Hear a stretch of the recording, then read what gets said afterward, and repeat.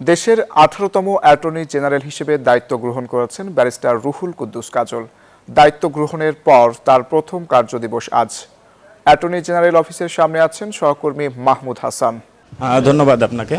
আজকে প্রথম কার্যদিবস 18তম যিনি অ্যাটর্নি জেনারেল নিয়োগ পেয়েছেন জ্যেষ্ঠ আইনজীবী রুহুল কুদ্দুস কাজল।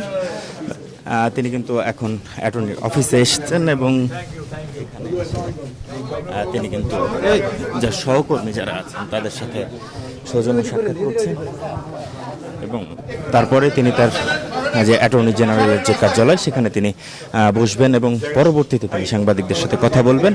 এর আগে তিনি প্রথমে তার 200-র বেশি সার্ভিস ও ফিচারে লেনদেনের সব বিকাশ অ্যাপে সম্ভব। নিজ কার্যালয়ে গিয়েছিলেন চেম্বারে এবং সেখানে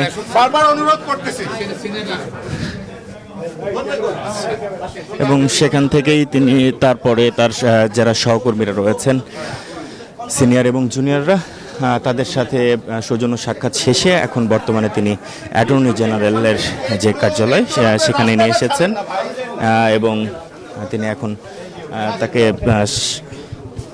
এখানে স্বাগত জানাচ্ছেন ভারপ্রাপ্ত যিনি অ্যাটর্নি জেনারেল রয়েছেন আব্দুর রউফ। তো তারপরেই আসলে তিনি ঠিক আরও আধা ঘন্টা খানিক পরে তিনি মিডিয়ার সাথে কথা বলবেন, যেন আপনারা আমাদেরকে যে জানিয়েছেন এমনটাই কিন্তু জানিয়েছেন। মাহমুদ, আপনাকে ধন্যবাদ।